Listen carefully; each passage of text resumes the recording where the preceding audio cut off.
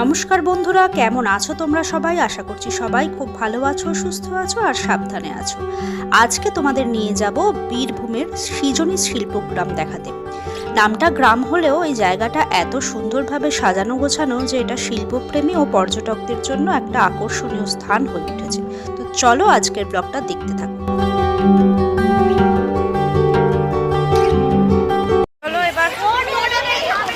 শুরু রাজবাড়ি দেখে দেখা যাক কোথায় যাওয়া যায়। ইচ্ছা আছে সৃজনী শিল্পগ্রামটা ঘোরার, কারণ ওটা কখনোই আমরা দেখিনি। সোনাঝুরি হাটের আগেও এসেছি। চলো যাই। এবার কোথায় যাবো আমরা? সৃজনী শিল্পগ্রাম। চলো সৃজনী শিল্পগ্রাম। এসে গেছি আমরা সৃজনী শিল্পগ্রামের সামনে। তবে এখানে এসেই এইটা তো দেখতে পেয়ে আমার মা একদম মুড়ি মাখা খাবো। আমার মা মুড়ি ভক্ত। যতই ভাত দাও রুটি দাও, এইটা থাকলেই আমার মা আর কিছু চায় না। তো 20 টাকা করে, কিন্তু 10 টাকার অল্প করে একটু নিলাম। যা গন্ধ বেরিয়েছে। ওরিও কি নেওয়া আছে? হ্যাঁ, ওরিও প্রচুর আছে। এটা কি? Dark fantasy. এটা কত দাদা? বেশ ভিড় হয়েছে আজকে এখানে। এটা রেখে দাও ছেলের জন্য।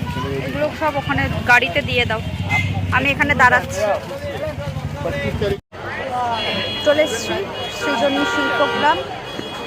হচ্ছে এন্ট্রান্সটা। তবে এটা দেখো, অ্যাডাল্টের জন্য টিকিট হচ্ছে 30 টাকা, চাইল্ডদের জন্য হচ্ছে 10 টাকা, স্টুডেন্টদের জন্য 10 টাকা।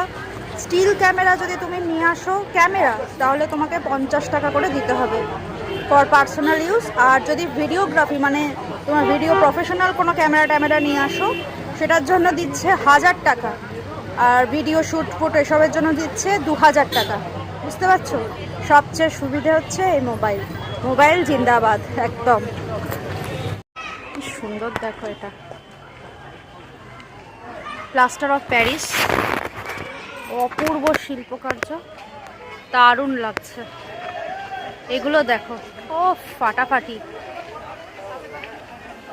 কিছু বলার নেই, দারুণ। কোনটা ছেড়ে কোনটা তুলবো ফটো বুঝতে পারছি না।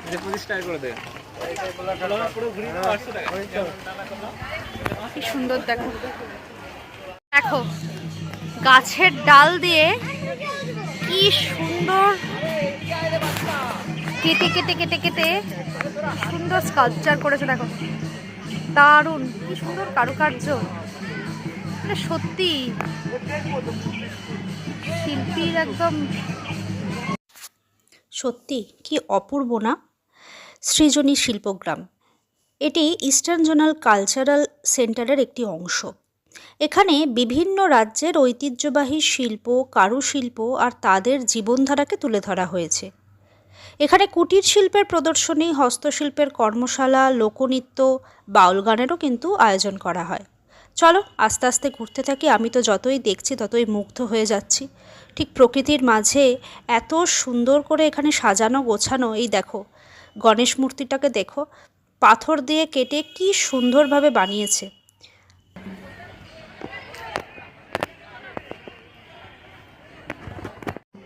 আপনার হয়েছে?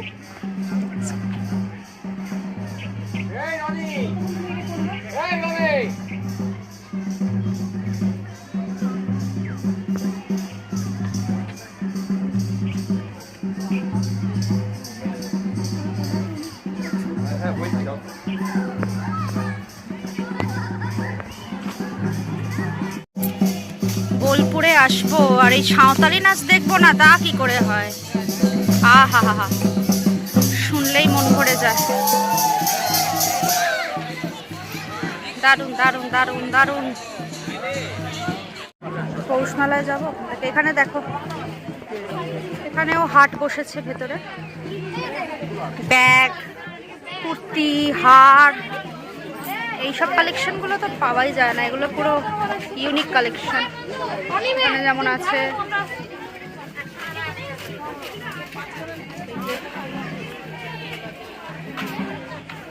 তবে আমি আজকে এখন এই মুহূর্তে কিনবো না। কিনবো পৌষ মেলায় গিয়ে, তাই এখন আমি সৈকতকে কিছু বলছি না। সৈকত বলছিল কেনার জন্য, তবে এখন কিনবো না।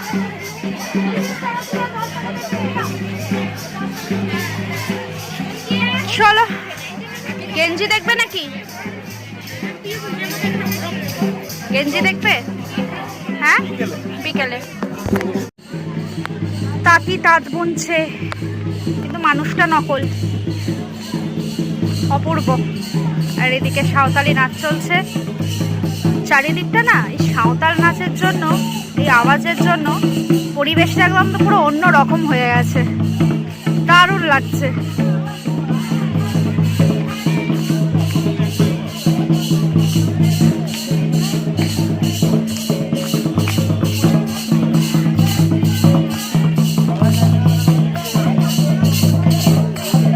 বেরিয়ে গেলাম আমরা সৃজনী শিল্পগ্রাম থেকে, এখন ব্যাক টু রিসোর্ট, কারণ লাঞ্চের টাইমও হয়ে গেছে। ছেলেও কিছু খায়নি, এখন অনেক ঘুমিয়েও পড়েছে ও।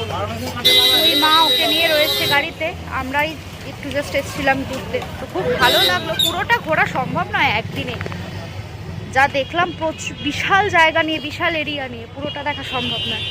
তো তার মধ্যেও অনেকটাই কভার করলাম, নাচলাম টাচলাম। এখন যাই, গিয়ে দেখি নেক্সট কি প্ল্যান করা যায়। নেক্সট প্ল্যান এখন কিছু ভাবছো?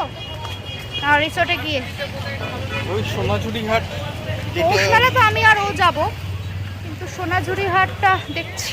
মায়ের একটু ইচ্ছা আছে, আমার মায়ের, তো দেখা যাক যেতে পারি কিনা। চলো রিসোর্টে গিয়ে দেখা হচ্ছে। আমরা এসে গেছি রিসোর্টে, এবার একটু ফ্রেশ হই। ফ্রেশ আর কি হব, প্রচণ্ড খিদে পেয়েছে, চরম খিদে পেয়েছে। খাবো, এখানেই বসে খেয়ে নিই আগে, খেয়ে নিয়ে তারপরে ওপরে যাব। এরপর জানি না, তবে পৌষ মেলায় যাব।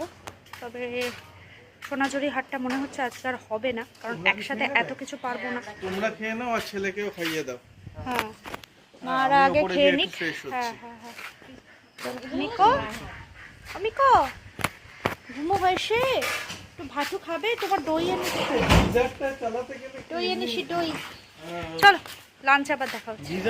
আমাদের লাঞ্চ এসে গেছে। সৈকত নিয়েছে ফিশ থালি, এই যে, যার মধ্যে আছে ডাল, আলু ভাজা, বাঁধাকপি আর ওই আর কিছু সবজি টবজি দিয়ে তরকারি, প্লেন মাছ, একদম হালকা পাতলা রান্না।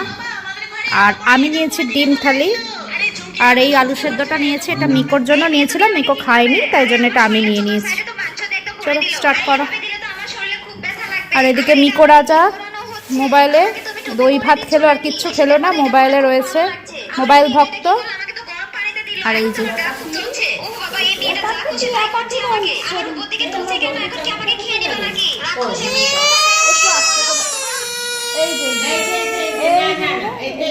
না না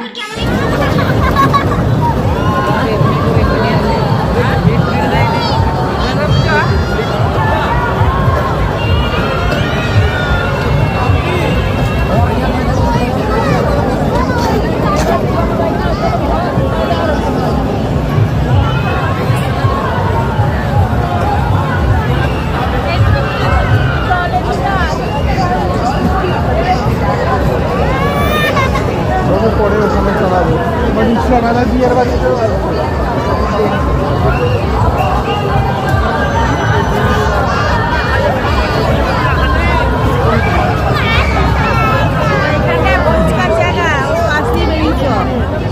একটা ভালো কিছু নেই।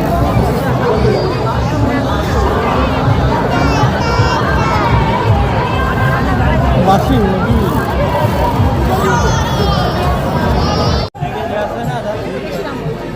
ফোন নাও আগে।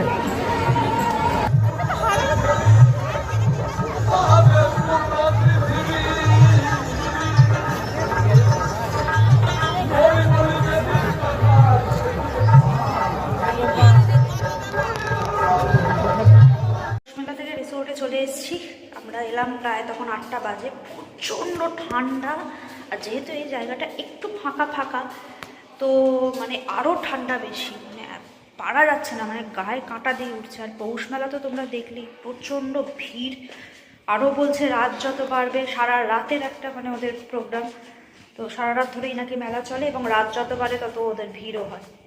এইবারেই ফার্স্ট রকম এক্সপিরিয়েন্স, তবে এক্সপিরিয়েন্স খুব ভালো, কিন্তু মারাত্মক ভিড়, বয়স্ক সবাইকে নিয়ে যাওয়াটা খুব চাপ।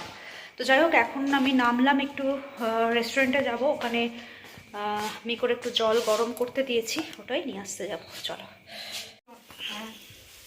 করো, এটা একটু রাখছি এখানে। হ্যাঁ বিসলেটি।